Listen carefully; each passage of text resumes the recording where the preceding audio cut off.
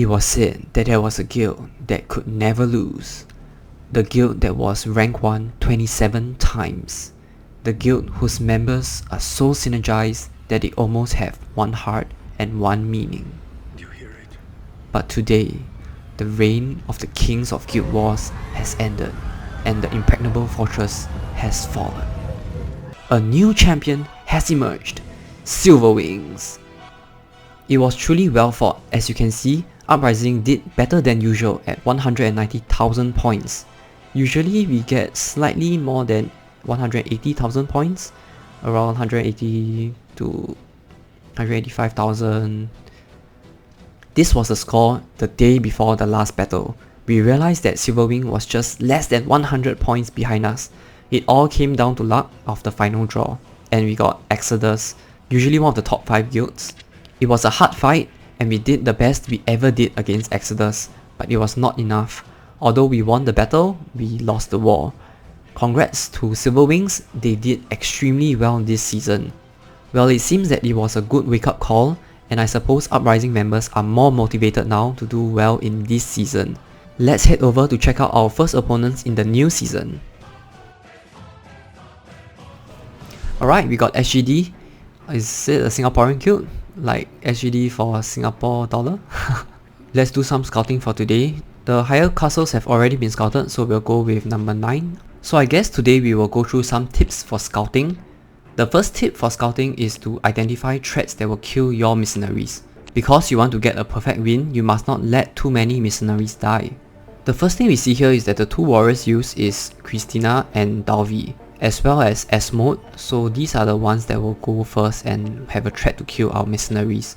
So putting Eden there is a 100% defense unit, will block Christina if she attacks first. Dalvi is also blocked by Lucius, and S-mode is also blocked by Lucius. So we are safe on turn 1 and Benshina's taunt will not be activated. Benshina can sometimes be really unpredictable, so I will put her as one of her threat unit. Now that we have defended mercenaries that potentially could go first, we can now plan to eliminate other threats by the end of round 1.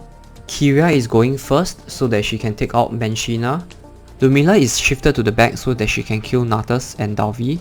And Eden is placed at the later turn order to kill Levia.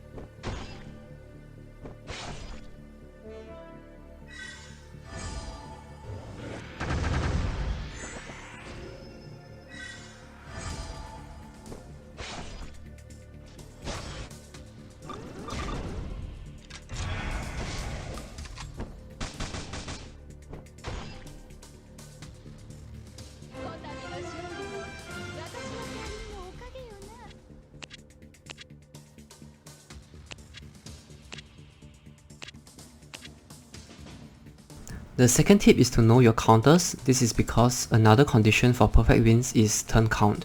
So you want to eliminate opponent's mercenaries with the quickest way. This will come through experience. Like in this situation right at the top of my head, I can use Valze or Kyria to kill Benshina in one hit. Kyria can also use to kill Eden. Valze and Eden can be used to kill Grandhilda. Ludmilla can be used to kill Natus or Angelica, etc, etc. Mercenary skill levels also play a big difference. Like at the start, I was checking the Grandhilda skill level. This Grandhilda is plus 7. It will be a totally different story if she was a plus 15. And I would have to use a different method to clear her. Other mercenaries to take note of is Lucius, because sometimes Lucius can be plus 10. And the extra count of Death Guard can be game changing.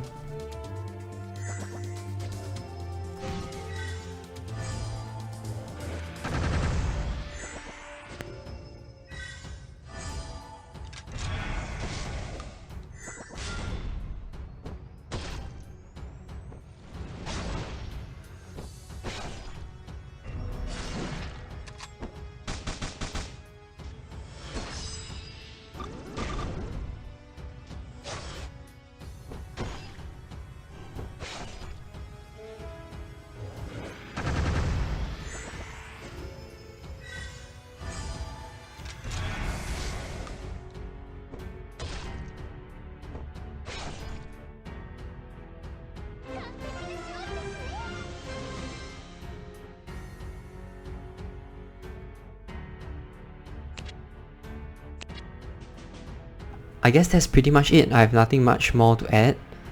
I guess that's because the formations are pretty similar and the methods to counter is kind of the same. Using tip number 1, we just have to block Kira, Dalvi and Angelica. We can block Kira and Dalvi with Lucius and Angelica with Eden as usual. And we always want to eliminate Benshina because she can be a random threat. And in this case, we can use Valze so she can kill Astrid at the same time. Another point to note, since I'm using Raphitia's buff range is insanely good with a 5x5 square. If you're using supporters like the opponent's Stella, or other supporters in general, do remember to check if your mercenaries are in the supporter's buffing range, because losing 1 or 2 buffs might cause your mercenary to not be able to kill opponent units.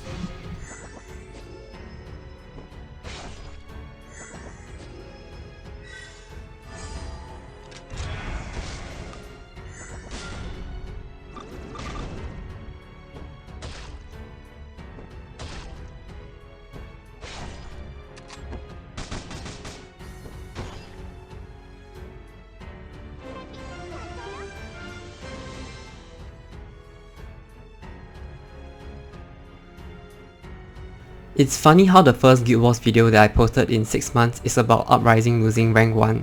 That's probably because it's quite rare to see this happen. I shouldn't jinx it, and I hope Uprising can reclaim rank 1 position in this season. Watch out for the newly motivated Uprising.